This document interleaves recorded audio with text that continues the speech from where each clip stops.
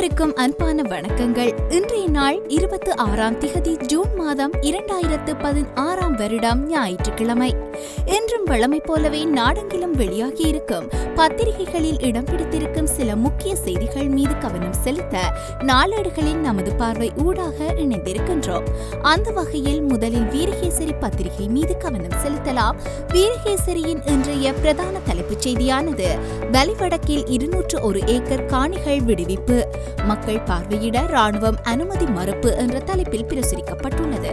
யாழ் வலிவடக்கு ராணுவ உயர் பாதுகாப்பு வலயத்திற்கு உட்பட்டிருக்கும் பொதுமக்களது காணிகளில் 201.3 ஏக்கர் மேலும் விடுவிக்கப்பட்டு அவற்றுக்கான காணி உறுதி பத்திரங்கள் உரிமையாளர்களிடம் கையளிக்கப்பட்டுள்ளன என்று தொடர்ந்து செல்கின்றது வீரகேசரியின் இன்றைய பிரதான தலைப்புச் செய்தி. தொடர்ச்சியாக வீரகேசரியின் இன்றைய மலையக செய்திகள் பக்கத்தில் ஈத்தொக்க உறுப்பினர்களுக்கு அமைச்சு பதவிகள் கேள்விக்குறியுடன் கூடியதான செய்தி கட்டுரை ஒன்று பிரசுரிக்கப்பட்டுள்ளது. இலங்கை தொழிலாளர் காங்கிரஸ் அரசுடன் இணைந்து ஆட்சியில் பங்கேற்கப் போகின்றது. அக்கட்சியின் பொதுச் செயலாளரும் பாராளுமன்ற உறுப்பினருமான ஆறுமுகம் தொண்டமான் அமைச்சராக போகின்றார். மேலும் அந்த கட்சியின் தலைவரும் பாராளுமன்ற உறுப்பினருமான முத்து சிவலிங்கம் பிரதியமைச்சராக நியமிக்கப்பட உள்ளார் என்ற செய்திகள் கடந்த சில தினங்களாக பல்வேறு ஊடகங்களிலும் வெளிவந்து கொண்டிருக்கின்றன என்று தொடர்ந்து செல்கின்றது அந்த செய்தி கட்டுரை. அவற்றைத் தொடர்ந்து வீரகேசரியின் இன்றைய ஆசிரியர் தலையங்கம் மீது கவனம் செலுத்தலாம். சிறுபான்மை மக்களுக்கு எதிராக கட்டவிழ்த்து விடப்படும் வன்முறைகள் என்ற தலைப்பில் இன்றைய ஆசிரியர் தலையங்கம் பிரசுரிக்கப்பட்டுள்ளது. நாட்டில் சிறுபான்மை மக்களுக்கு எதிராக காலத்திற்கு காலம் வன்முறைகள் இடம்பெறுவது வழக்கமாகிவிட்டன. பல்வேறு வடிவங்களில் இந்த வன்முறைகள் மேற்கொள்ளப்பட்டு வந்துள்ளன. 1983 ஆண்டில் இந்த நாட்டில் வாழும் தமிழ் மக்களுக்கு எதிராக மேற்கொள்ளப்பட்ட இன வன்முறை இன்றும் தாக்கத்தை ஏற்படுத்தி வருகின்றது. ஆயிரக்கணக்கான தமிழ் மக்கள் தாக்கப்பட்டு அவர்களின் சொத்துக்கள் சூறையாடப்பட்டு வீடுகள் கடைகள் தீக்கிரையாக்கப்பட்டு அகதிகளாக்கப்பட்டனர் என்று தொடர்ந்து செல்கின்றது வீரகேசரியின் இன்றைய ஆசிரியர் தலையங்கம். வீரகேசரியை தொடர்ந்து தினக்குரல் பத்திரிகை மீது கவனம் செலுத்தலாம். ஞாயிறு தினக்குரலின் இன்றைய பிரதான தலைப்புச் செய்தியானது அரசியல் தீர்வு குறித்து அரசுடன் பேச்சு நடத்த கூட்டமைப்பு முடிவு, எண்மர் குழுவும் நியமனம், மாதாந்தம் கூடி பேச தீர்மானம் என்ற தலைப்பில் இன்றைய பிரதான தலைப்புச் செய்தி பிரசுரிக்கப்பட்டுள்ளது. அரசியல் தீர்வு தொடர்பில் அரசாங்கத்துடன் தமிழ் தேசிய கூட்டமைப்பு பேச்சுவார்த்தை நடத்த வேண்டும் என கூட்டமைப்பின் ஒருங்கிணைப்பு குழு கூட்டத்தில் தீர்மானம் மேற்கொள்ளப்பட்டுள்ளது. அத்துடன் இந்த பேச்சுவார்த்தைக்கான 8 பேர் கொண்ட குழு ஒன்றும் நியமிக்கப்பட்டுள்ளது என்று தொடர்ந்து செல்கின்றது தினக்குரலின் இன்றைய பிரதான தலைப்புச் செய்தி. அதனைத் தொடர்ந்து தினக்குரலின் மற்றொரு செய்தியாக முல்லைத்தீவு மாவட்ட முஸ்லிம்களின் வாக்காளர் பதிவில் கவனம் செலுத்துங்கள், வடமாகாண சபை உறுப்பினர் ஜவாஹீர் வேண்டுகோள் என்ற தலைப்பில் ஒரு செய்தி இடம் பிடித்துள்ளது.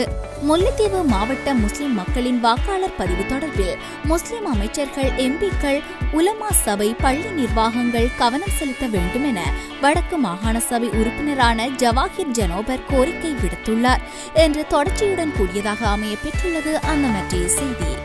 தொடர்ச்சியாக தினக்குரலின் இன்றைய ஆசிரியர் தலையங்கம் மீது கவனம் செலுத்தலாம்.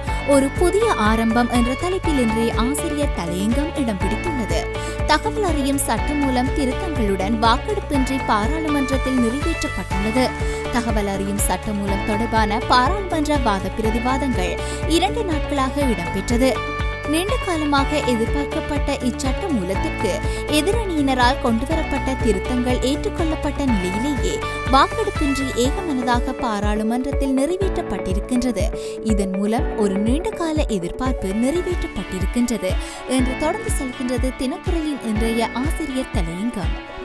தொடர்ச்சியாக சுடரொளி பத்திரிகை மீது கவனம் செலுத்தலாம். சுடரொளியின் இன்றைய பிரதான தலைப்புச் செய்தியானது அரசுடன் நேரில் பேசுவதற்கு குழு அமைத்தது கூட்டமைப்பு, கொழும்பில் நேற்று பங்காளி கட்சிகள் ஒன்று கூடி அதிரடி என்ற தலைப்பில் பிரசுரிக்கப்பட்டுள்ளது. அரசியல் தீர்வு, காணி விடுவிப்பு, மீள்குடியேற்றம், தமிழ் அரசியல் கைதிகள் விடுதலை உள்ளிட்ட தமிழ் மக்களின் அனைத்து பிரச்சினைகளுக்கும் தீர்வு காணும் வகையில் மைத்ரி ரணில் தலைமையிலான தேசிய அரசுடன் விரைவில் உத்தியோகபூர்வ பேச்சுவார்த்தைகளை ஆரம்பிப்பதற்கு தமிழ் தேசிய கூட்டமைப்பு நேற்று குழு ஒன்றை நியமித்துள்ளது என்று தொடர்ந்து செல்கின்றது சுடரொளியின் இன்றைய பிரதான தலைப்புச் செய்தி. தொடர்ச்சியாக இன்றைய சுடரொளியின் ஆசிரியர் தலையங்கம் மீது கவனம் செலுத்துவோம். ஒவ்வொரு நகர்வும் கவனத்திற்குரியவை என்ற தலைப்பில் இன்றைய ஆசிரியர் தலையங்கம் இடம் பிடித்துள்ளது. எந்த ஒரு தீர்மானத்தை எடுப்பதற்கும் பெரும்பான்மை நிலைப்பாடு ஓர் அளவுகோலாக பயன்படுத்தப்படுகிறது. இது ஜனநாயகம் என்று சொல்லப்படுகிறது.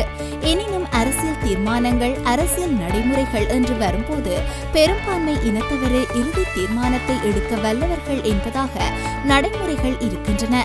இது எந்த வகையில் ஜனநாயகமாகும் என்பது கேள்விக்குரியது என்று தொடர்ந்து செல்கின்றது சுடரொளியின் இன்றைய ஆசிரியர் தலையங்கம்.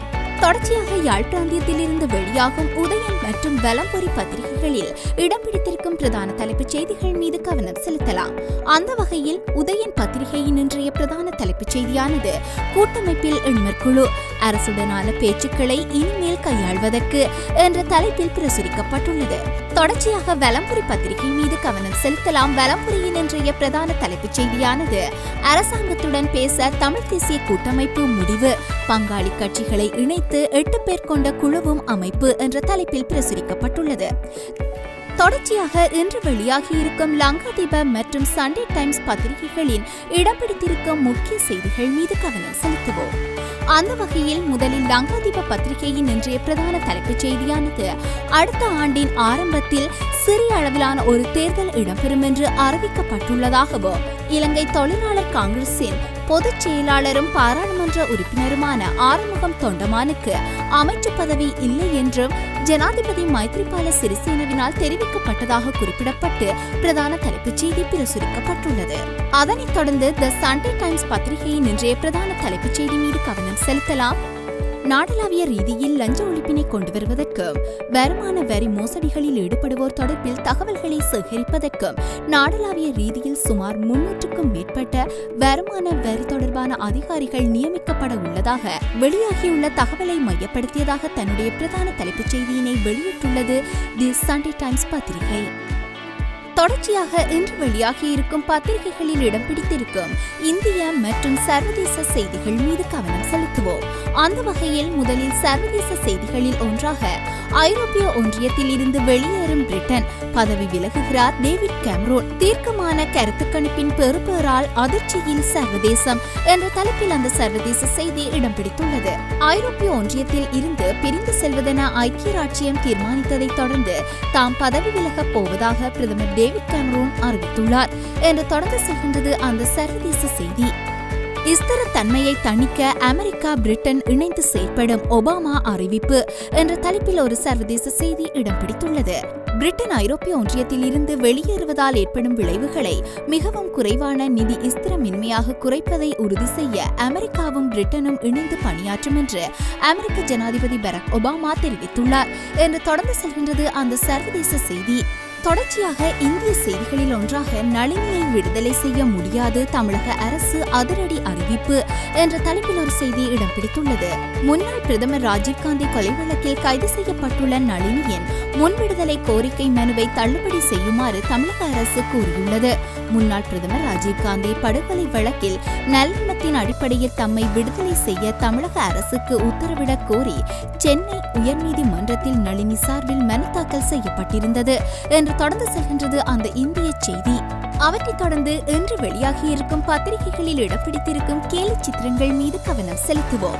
அந்த வகையில் முதலில் வீரகேசரி பத்திரிகையில் இடம் பிடித்திருக்கும் கேலி சித்திரமானது ஐரோப்பிய ஒன்றியத்திலிருந்து GSP+ வரிச்சலுகையை பெற்றுக்கொள்வதற்கு இலங்கை பல்வேறு பிரயத்தனங்களை மேற்கொண்டு அண்மையில் அந்த வரிச்சலுகை இலங்கைக்கு கிடைத்திருந்தது.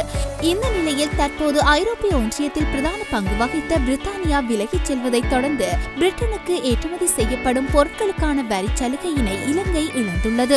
இதன் காரணமாக இலங்கையின் பொருளாதாரத்தில் பெரும் தாக்கம் ஏற்படுவதற்கு வாய்ப்புள்ளது என்பதை மையப்படுத்தியதாக தன்னுடைய கேலி சித்திரத்தினை பிரசுரித்துள்ளது வீரகேசரி.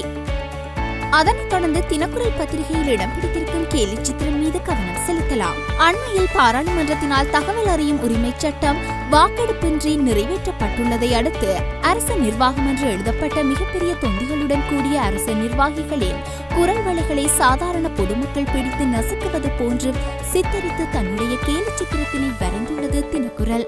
ஆம் நேயர்களே, இதுபோல் மற்றுமொரு நாளேடுகளின் நமது பார்வையூடாக இணைந்து பத்திரிகைகளில் இடம்பெற்றிருக்கும் செய்திகள் மீது கவனம் செலுத்தும் வரை நன்றி, வணக்கங்கள்.